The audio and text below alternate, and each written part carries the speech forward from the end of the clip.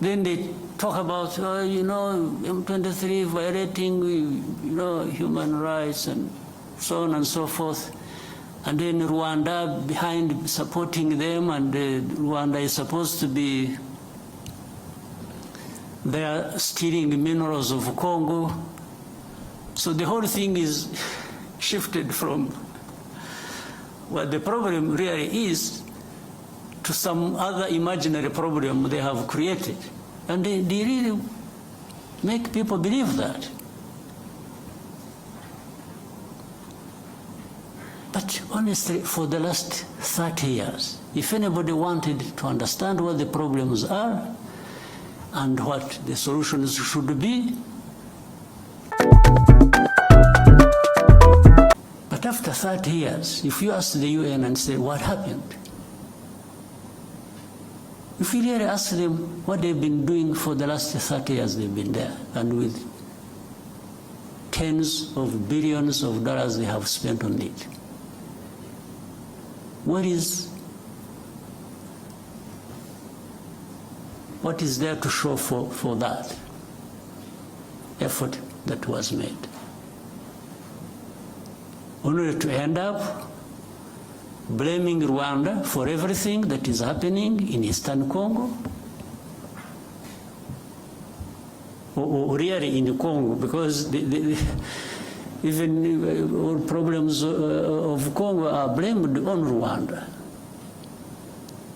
by these so-called international community members,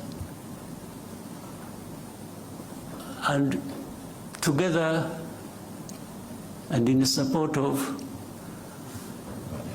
the DRC government. If DRC government is not encouraged to take its own responsibility for its people and its country, and everybody joins them to blame others for their problems, how do you expect Congo to actually address these problems that affect all of us? How? So the statement you referred to, therefore, is part of this, I don't know what to call it, honestly, but it just doesn't make sense. It doesn't add up for any solution to the problems at hand that we need to be addressing. I don't see how. Well, I imagine a scenario where if we didn't have Rwanda at all, or if you could relocate Rwanda to another part of the world and remove it from here,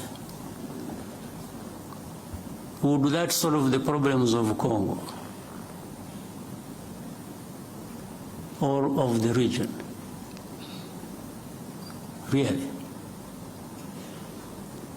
So, and people get lost in the blame game, this is that, and forget to really address the root causes of the problems we have and find a solution.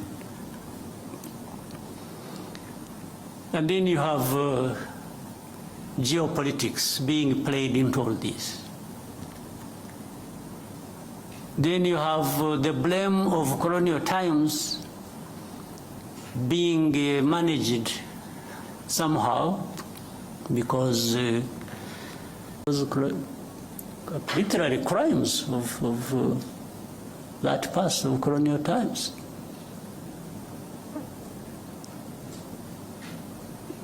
And they've been here in Eastern Congo or in Congo, groups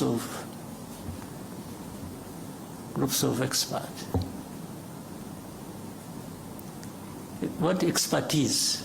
Expertise to come and tell lies? You know, these groups, the people making up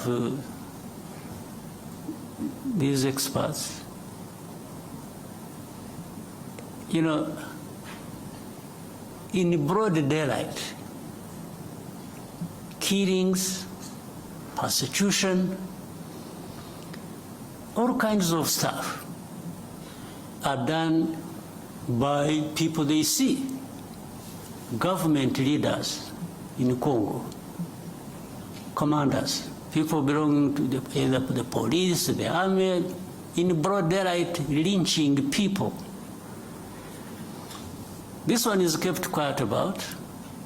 And then the next, these experts write